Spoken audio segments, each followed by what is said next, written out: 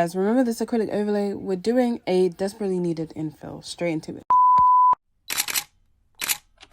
So we're starting by just taking this 180 grit sanding band and literally just filing off the top coat. Luckily, this didn't have too much design. There's no design, to be honest. It was just a plain set. So we can really just take it off with no problem.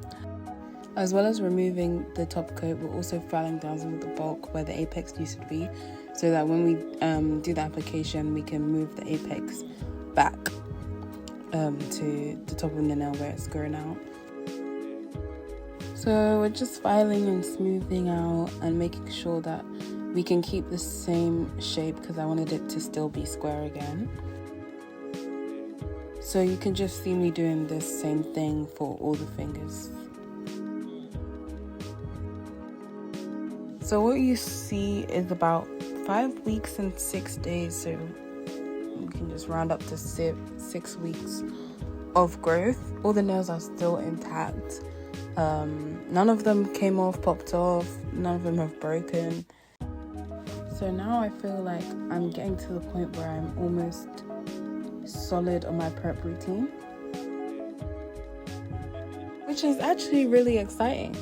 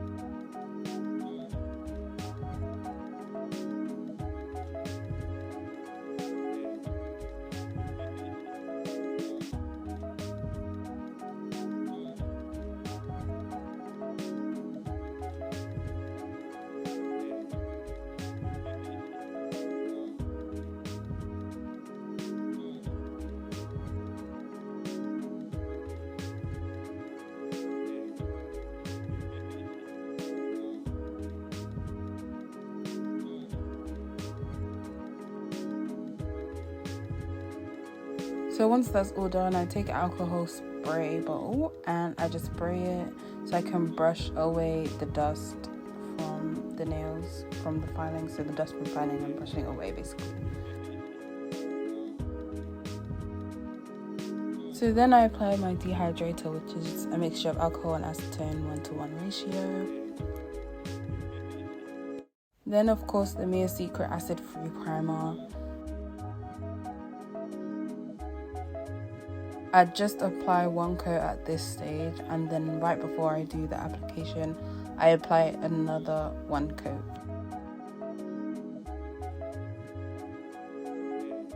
So altogether it's like 2 coats of primer, but I don't do them simultaneously, if you know what I mean.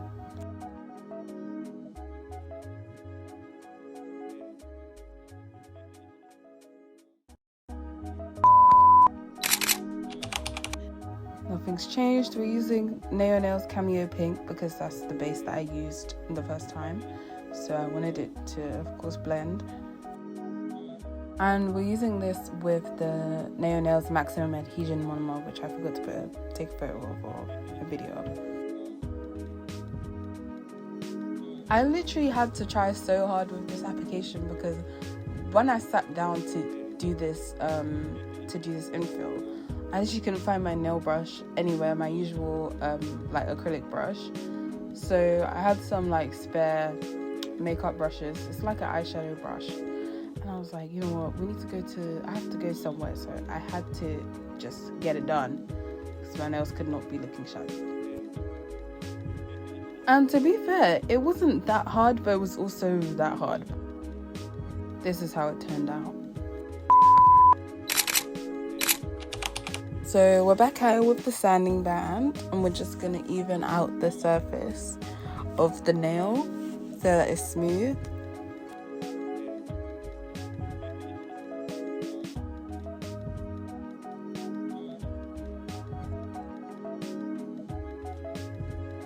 I don't want people to be able to tell that it was an infill, you know, this is a fresh set. You should be able to see that, you know, there was a bit before and I, you know, filled it in, like, you can't tell, like.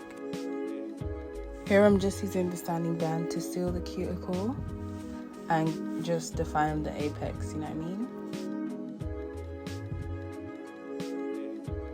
I also used the hand file for the shaping and filing process, but I wasn't in frame while I was literally recording it, so all of that was not even able to be used in this video.